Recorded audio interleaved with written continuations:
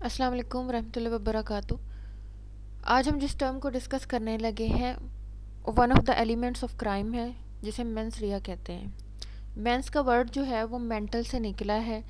वो हमारे ज़हनी सोच से निकला है कि अगर हम कोई क्राइम करते हैं तो आया कि हमारी वो स्टेट ऑफ माइंड थी कि हम वो करना चाहते थे या कि हमसे एट द स्पॉट हो गया।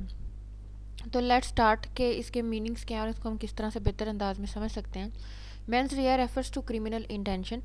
The literal translation from Latin is guilty mind. The plural of mens rea is mentis rea.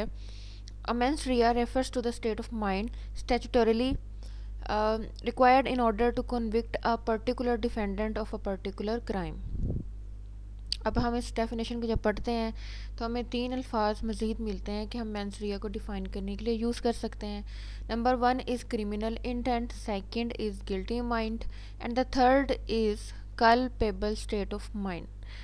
तो ये चीज़ें हमें मेंस रिया के मतलब बताती हैं। The prosecution typically must prove beyond reasonable doubts that the defendant committed the offence with a culpable state of mind।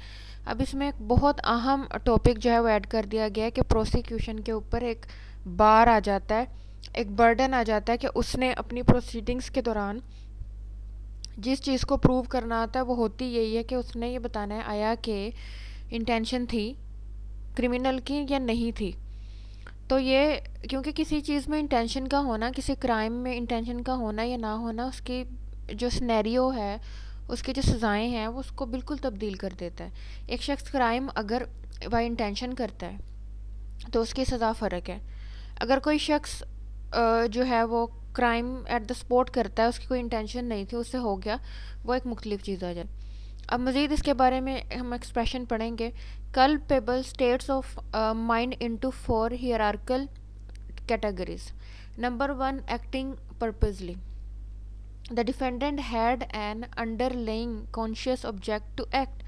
यानी कि सबसे पहला जो है हमारा एक्ट कर रहा है, वो ये जो क्राइम कर रहा है वो पर्पजली है। वो अपनी एक सोच विचार रखता है किसी चीज़ को करने के लिए, वो चाहता है कि हाँ मैं ये करूँगा और पर्पज़ है उसका। Acting knowingly, the defendant is practically certain that the conduct will cause a particular result.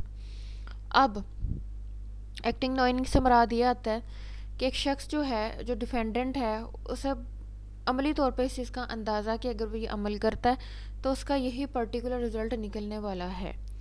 Acting recklessly, the defendant consciously disregarded a substantial and unjustified risk.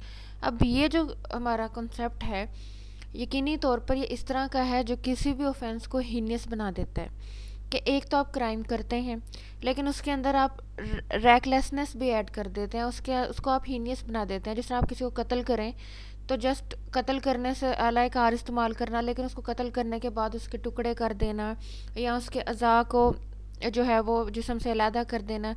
दूसरे अल्फाज में हम ये कह सकते हैं कि बहीमाना, वहशियाना, दरिंदगी के साथ एक्ट करना, क्राइम करना, तो वो एक्टिंग रेकलेसली में आ जाता है। Acting negligently, the defendant was not aware of the risk but should have been aware of the risk.